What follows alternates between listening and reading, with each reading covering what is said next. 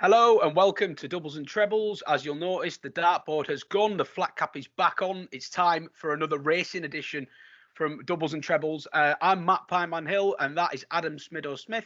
And today we're going to be talking you through the 1,000 guineas. We've already previewed the 2,000 guineas. So if you haven't seen that video, I recommend you check that out. The link will be in the description for that one. And basically, we're taking a look at the classics for the 2021 season. So this is the second.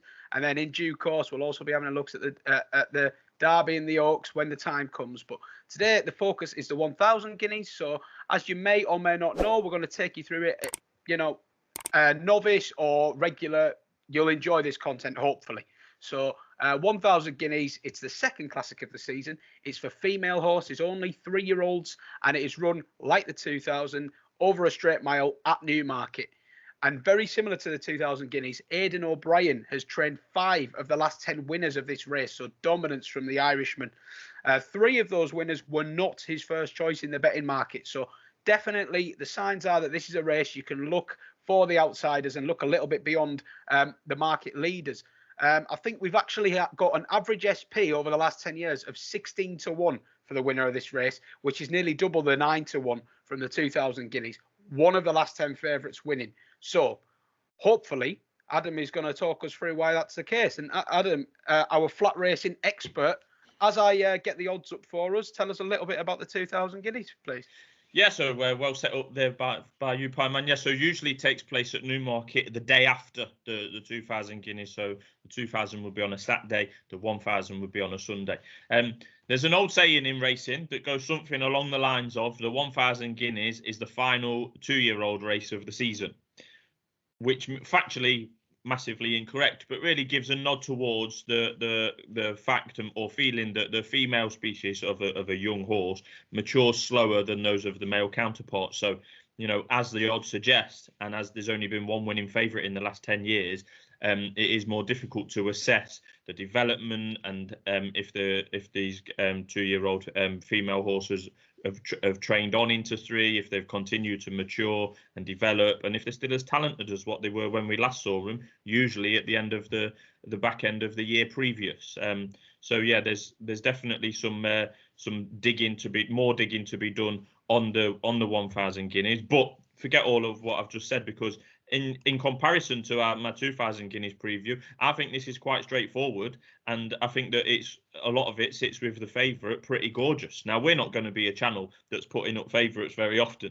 You will have seen our dart selections at 50, 100 and 200-1 just this week. So we certainly will not be putting up favourites out of habit. But yeah, I think this race revolves quite nicely around a horse called Pretty Gorgeous. Well, can I, just before you get in fully in your flow, Adam, I just want to say, because we have got the odds up on the screen now if you're watching, we've got Pretty Gorgeous in there, an 8-1 best price favourite. Santa Barbara is in at 10, Indigo Girl at 12, Shale at 16, Alcohol Free at 20, Love Is You 22, and then it's 25 bar. So there are prices, and as you're saying, Pretty Gorgeous, someone you're pretty keen on.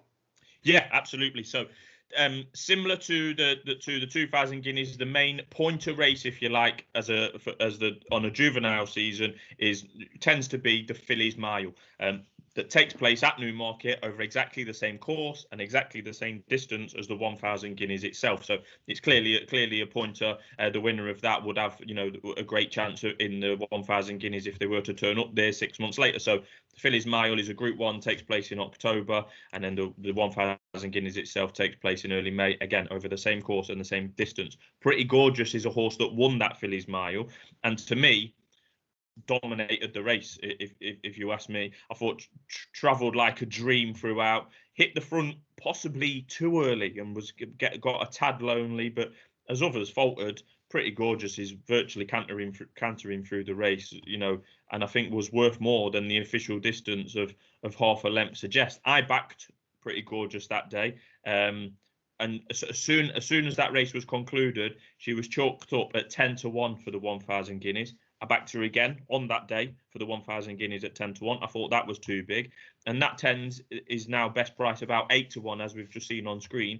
I still think that 8-1 is too big. And I actually when I was doing my research for this video, and reacquainting myself with the flat racing form, if you like, because it's been barren during the winter months for me as normal. I've backed her again. I've backed this horse again at 8-1, so I'm on at 10-1 after she won her last race, and I'm back to her at 8-1 again last week. And I'll be happy to advise anyone to do that if they wanted to follow me again today, to be honest.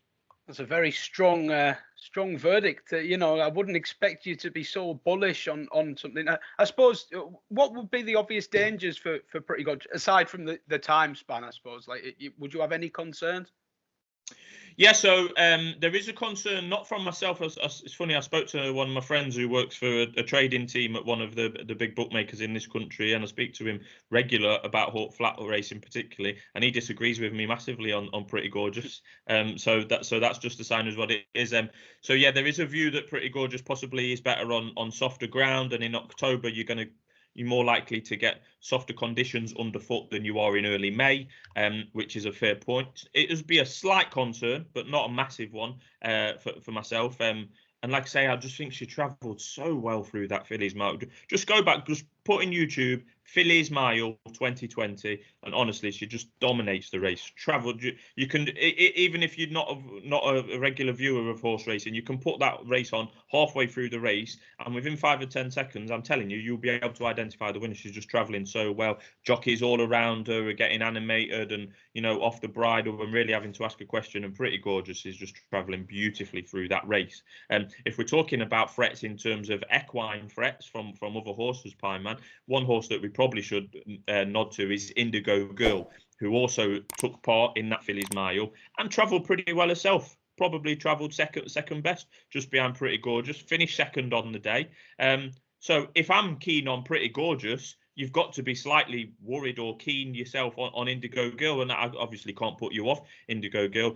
Trained by John Gosden, someone who usually would run his Guineas contenders, and Indigo Girl is certainly one of those, would normally run his contenders in what we call a trial race.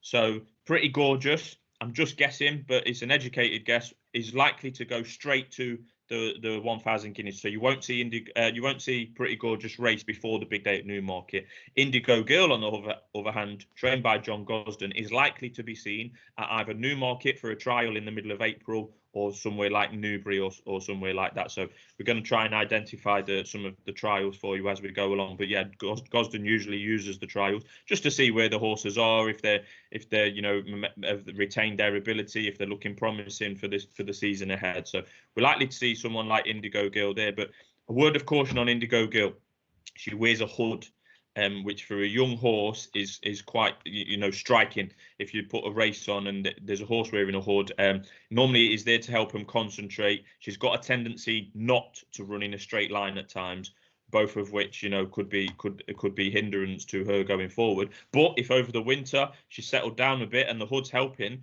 like I say, she's got great form behind Pretty Gorgeous, is an obvious threat. Indigo Girl, she's in there at 12-1, Pimer.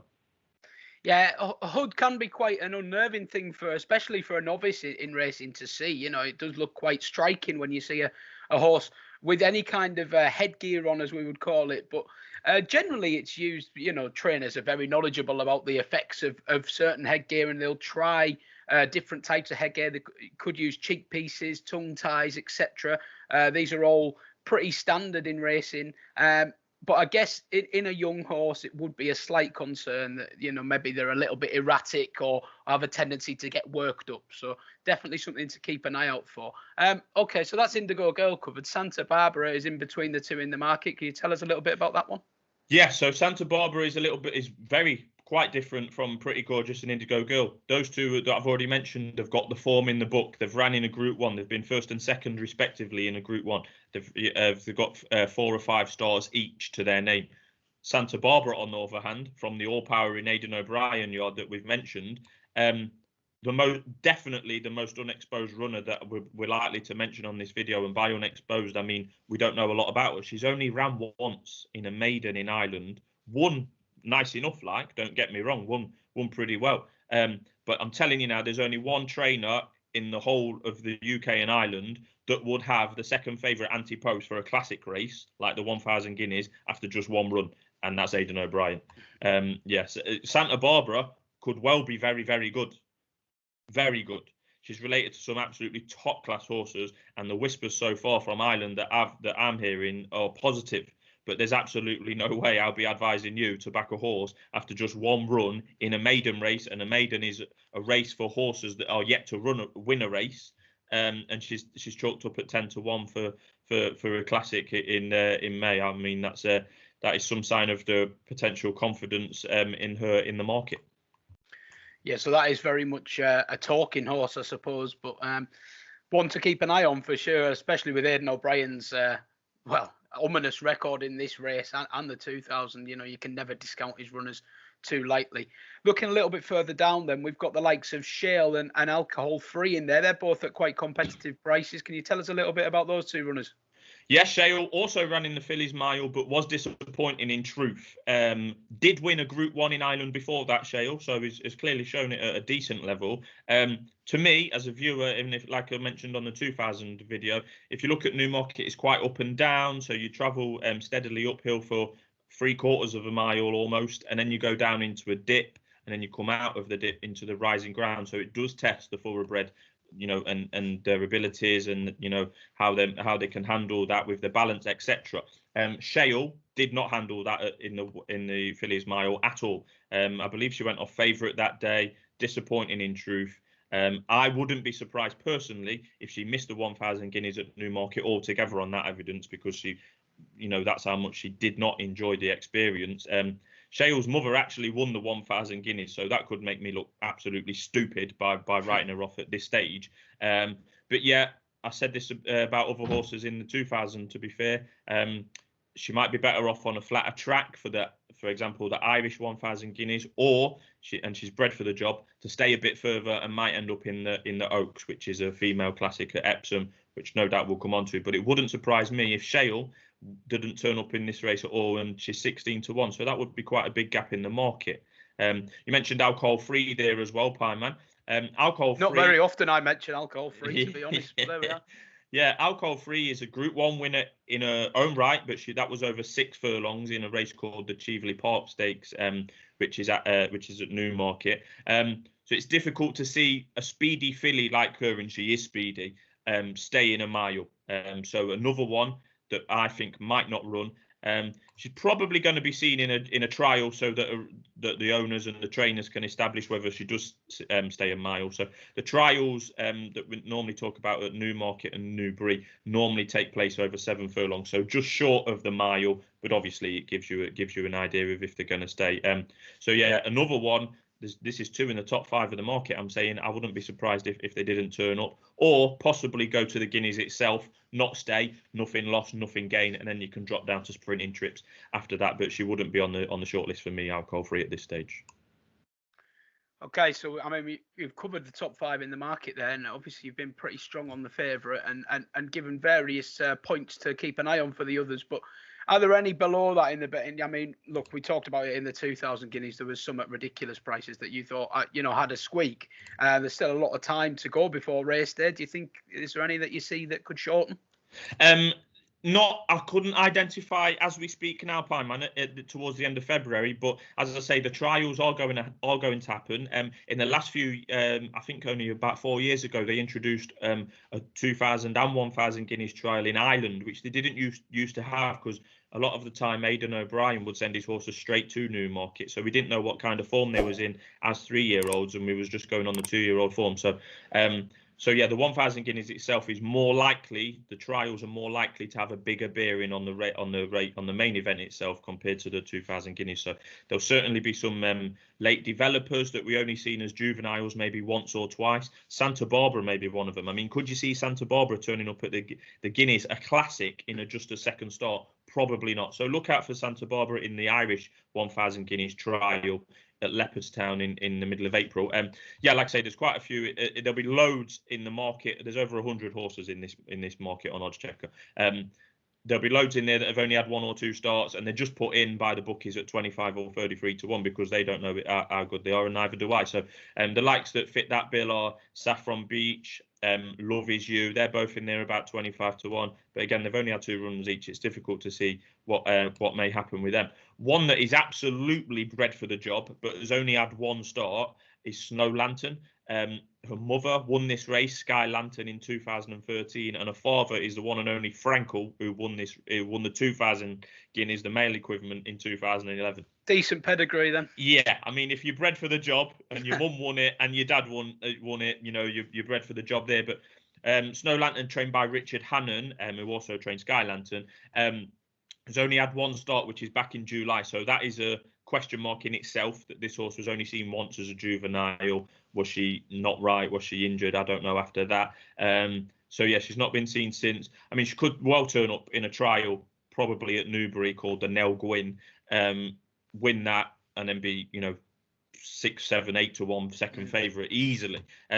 She's currently 33 to 1. I mean, I'm not saying back her, but if she was to turn up in a trial, I'll certainly be watching with interest, definitely. Yeah, and often with these kind of things, these markets are ones to keep an eye on after big key trail races, aren't they? Because they can change quite dramatically. And sometimes if you're quick, you can maybe nick a big price about a runner before it gets cut. But I mean, you have to be very sharp these days to do that. But we'll never rule it out giving it a go, I think. Well, the accounts where I used to get away with doing that pie man are long gone, but even Pretty Gorgeous, before running in the Fillies Mile in October, was about 33 to 1 for the 1,000 Guineas, way in advance, and the market was underdeveloped. But even after the race, when it went 10 to 1 in a official revised market, I still thought that was too big, and that is a time to pounce. Sometimes you might think the bookies have overreacted and gone too short, or you might think they've not gone short enough, and if it is the latter, that's where you get involved. Yeah, market movement, it's a topic in itself. It's probably one we could do an entire video on, to be honest, because there's lots of little quirks to it and things to watch as the punter. You've got a lot stacked against you, so it's important to know where you do have your advantages and make the most of them, I think. So obviously you've given us a good idea about the trials and the trials that are involved in this race. They seem to have a more key part to play than they do in, say, the 2,000 Guineas. Would that be fair to say that? Yeah, I mean, it's not written in stone that that's the case. There's a similar amount of trials for both races, but it's just that, like you say, the female horses are usually later to make their debut on the course as 2-year-olds, and yes, there can sometimes be different levels of development. Sometimes you'll see a fantastic 2-year-old. There was a 2-year-old a few years ago called Tiggy Wiggy that won a female horse for Richard Hannon, won. I remember it. Yeah. Won impressively a number of races in the summer months as a 2-year-old. Wasn't the favourite by any stretch for the 1,000 Guineas, but was quite well fancied. Turned up, finished about last, and it was clear that horse was at her best as a 2-year-old, and then as all of her rivals caught up over the winter months and developed and grew and put weight on and strengthened up, she didn't, and her advantages were over. So yeah, that was an example there. But yeah, we've mentioned John Gosden in terms of Indigo Girl, likely to go for a trial. He's got another couple that it's worth noting. Monsoon Moon is 25 to 1, and Awakening is 33 to 1. Both trained by John Gosden, both unbeaten in their careers so far, but at a lower level. So again, we're going to need a trial for those guys, but they would be interesting if turning up on the day. Okay, so a plethora of information for viewers to take in, and obviously you've still got a couple of months till race day, so not asking for anything too definitive, but if you could just round that up and tell us where you're leaning. I think we all know where you're leaning. Yeah, it's quite definitive, Panman. Yeah. I'll be on the Pretty Gorgeous. I'm on Pretty Gorgeous now. I was on Pretty Gorgeous in October, and I would happily back her again on the day. Fingers crossed that they turn up, because if she doesn't, as we said with Ante Post betting, if you have an Ante Post bet and unfortunately the horse doesn't run for whatever reason, you'll do your dough. You won't get your money back, and that's where I'll be sitting. So fingers crossed that that Joseph O'Brien, the son of Aidan O'Brien, and now a trainer in his own right, can keep Pretty Gorgeous under wraps between now and early May, and she can turn up in good form on the day. But yeah, like we've said, the 1,000 Guineas in itself is a race difficult to predict on the day. Never mind 3 months in advance. I wouldn't be surprised, Pie Man, if there's the eventual winner, hopefully not, or a key runner in this race that we've not mentioned at all, because there could be a horse out there that didn't even run as a 2-year-old. Might turn up in a trial in April and then be a contender here. Unlikely. But that might have happened, or there might be a horse out there that's had one start, finished 4th or 5th, and didn't really take note to people like me, then could turn up and improve on the day. So Yeah. If you gave me a tenner right now, Pie Man, it would be on Pretty Gorgeous at 8-1 for the 1,000 guineas.